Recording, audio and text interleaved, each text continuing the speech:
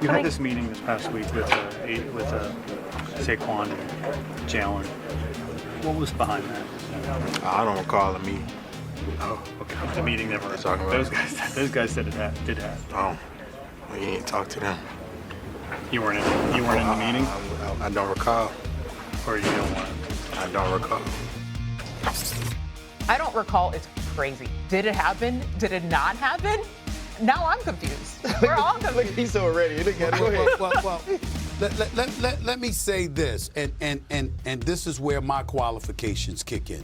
And I'm going to say this to any player out there. You can do that. That's fine. Because, again, Saquon and I think Jalen acknowledged that they met. Nick Sirianni acknowledged that the three of them, A.J. Brown, Saquon Barkley, Jalen Hurts, had met. That's what teammates do and all of that stuff. You don't have to comment, Cam. You don't have to comment, RC. You know that. But when you say stuff like you don't recall, or you're willing to omit, or you're willing to lie, listen, A.J. Brown's a good dude. I ain't questioning his character by any stretch of the imagination. I'm just saying when you do that, you put people in position covering the team to say what they want. Let me tell you what I used to do, RC and Cam. I would go up in locker rooms, right? And I'd ask you a question. And if you came to me with that kind of answer, I'd literally smile in your face. And I'd say, so you're giving me the license to speculate. You sure you want to do that? You sure you want to go that route? You know what I'm saying? And I'd look the athlete right in that face. I'm right here. I'm asking you. You don't have to speak. You can say no comment. You can say, yo, I can't go there. Some of the cats that I've been tightest with throughout the years, it's because if they couldn't answer, they'd be like, Steve, I can't go there. Stephen A., I can't touch that. Bam, no problem. But when you try to act like something I know happened, didn't happen, now the issue of trust comes into play. And as a result, I get to look you right in your face and say, you sure you want to leave it up to me to speculate? A.J. Brown has to be careful. And why am I qualified to say that, Cam? I've been at ESPN for years. Where did I work for 17 years, RC? Where did I work for 17 years, Cam? Right there in Philadelphia. 17 years I worked in Philadelphia. I know that city. And I'm telling you, how he handled that last night, he can smile. It can be cool. But at a pivotal moment where he needs accuracy, and he needs trust, and he needs his words to be believed, he's going to run into a problem because of a moment like that. Floor's yours. Yeah, see, I guess I don't get what you think is going to come from answering that way. When you obviously know when the reporters come to you or the media comes to you and says and to ask you about a meeting that you know you had, it's because they already know you had it.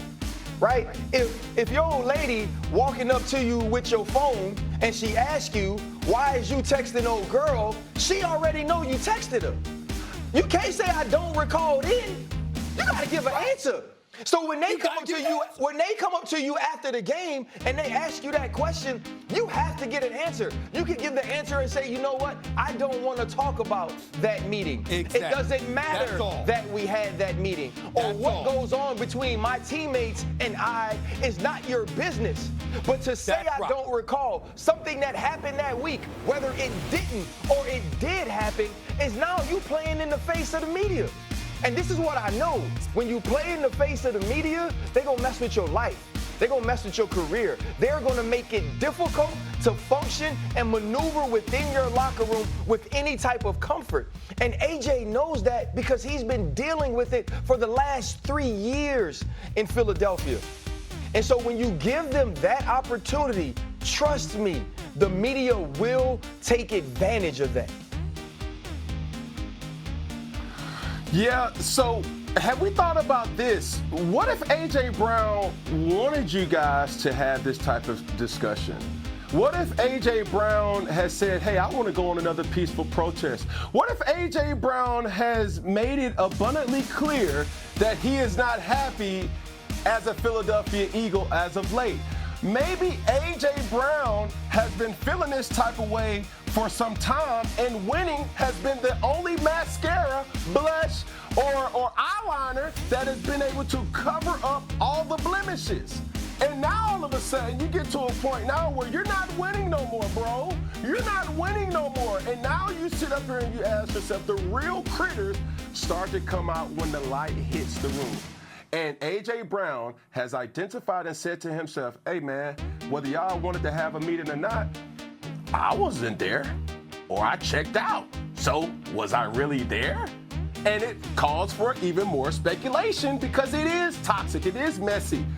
But you don't have winning to be able to sweep that under the rug anymore. And now everything is coming out. But I don't know, but like, here's the thing.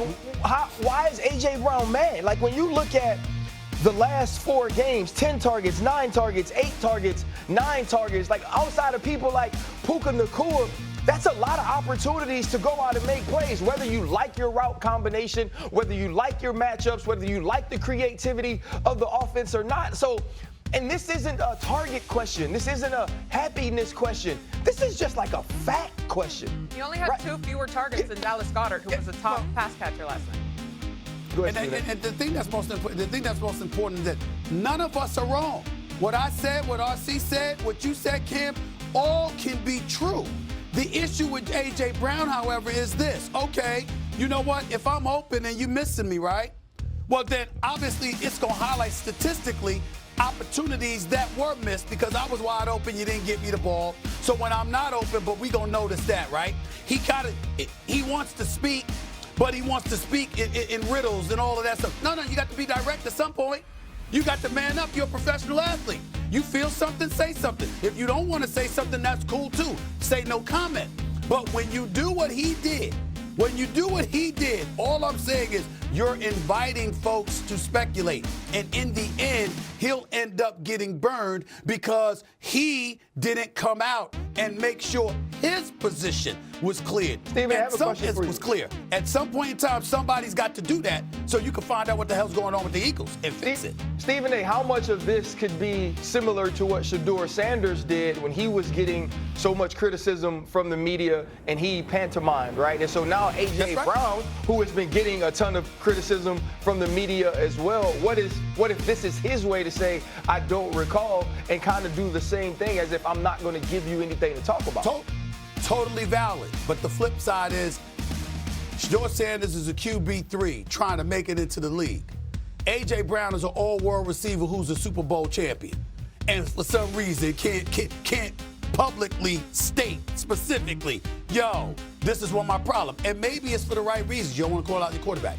Maybe it's because you don't want to call out your offensive coordinator. Maybe it's maybe it's because you don't want to just flat out say, look, I want the hell up out of here, but you want other people to figure it out so you can have plausible deniability.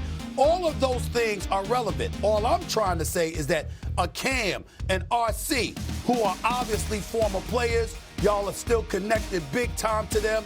You're going to be, and I don't say this in a negative way, you're going to be protective of the culture. If they're right, you're going to come to their defense. If they're wrong, you're going to be honest and call them out. I appreciate that from y'all. But the flip side is that it's easy to blame the media, when in fact you're not taking into account the level of culpability you as a player have because you left it up to their interpretation instead of owning it yourself. And you got to remember, anybody in the media worth their salt has sources all over the place. I assure you, Philadelphia beat writers, there are an abundance of people that are whispering in their ears. They know what the hell is up. And A.J. Brown has to figure out how to handle it for his own, I don't want to say survival, but just his own peace of mind. He's got to figure it out. MJ, I heard you say something in regards to statistics backing